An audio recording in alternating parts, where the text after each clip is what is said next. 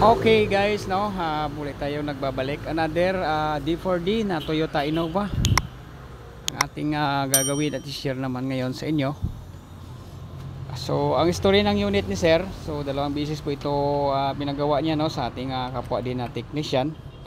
So wala na po tayong masay dyan, no. So ang atin may correct lang natin yung kung ano yung mga problema dito sa unit ni sir. So ang gagawin natin, bali mag-general check up tayo ulit. Same process pa rin sa mga ginagawa natin sa ibang unit, no. First natin na i-check is yung evaporator na dalawa. Tanggalin natin yung front at saka sa likod. Wala naman tayong makita dito na mga sign na langis sa labas, no, sa condenser, sa fitting dito, goods naman. Wala naman tayong makita na sign. Okay, so ang fokusan muna natin yung nasa loob, sa internal, yung dalawang evaporator. Alright, so tanggalin na natin.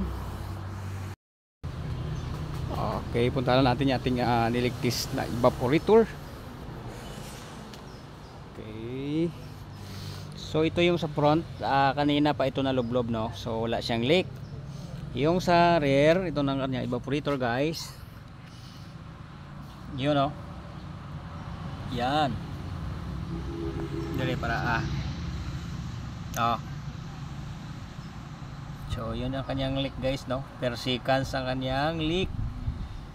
Yan. So ito pa lang ang reason bakit dalawang beses na ginawa doon sa tropa din natin, no.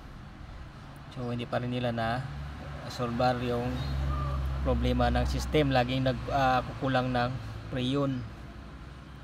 So ito, guys, na-check natin, nakita natin yung leak sa unit ni sir.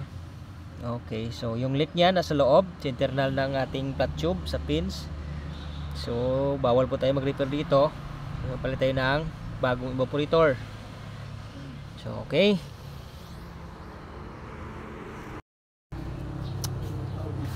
Okay, so ito na yung bago na ipalit natin, no. So ilipat na natin tong expansion valve pa rin dito sa bagong evaporator.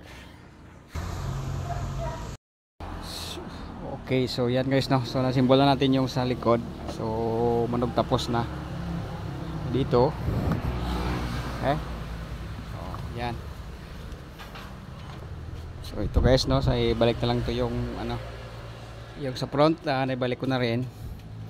So di natin napakita yung pagpalit ng expansion valve sa evaporator, guys, dahil na-lost-thread po yung mga bolt. So nakalimutan lang mag-video. So yan, mag-charge na tayo ng refrigerant para mag-testing. Okay. Start. Okay, start to. Ito to niya, Bi.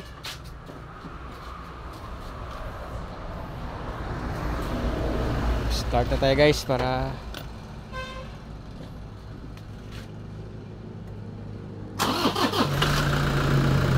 aircon. Okay. Lumagtik lang.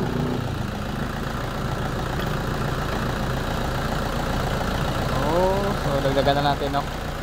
Dagdagan mo preyon, do.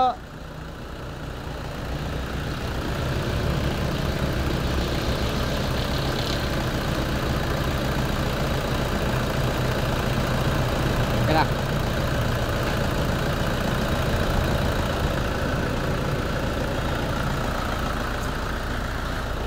Okay, so good na, guys, no. So tapusin na lang namin to. Wala naman tayong iba pang ma-share dito. Yun lang yung evaporator na pinalitan natin sa likod. Tapos sinabi natin sa customer, guys, yung sa front medyo luma na rin. So far wala pa naman siyang leak, pero at least prepare siya, no. Baka sa susunod yun naman yung bumigay. So at least na-inform natin sa customer para prepare siya kung just in case na yung sa front naman ang magkaroon ng leakage. So yun lang, guys, no. Thanks for watching. God bless po.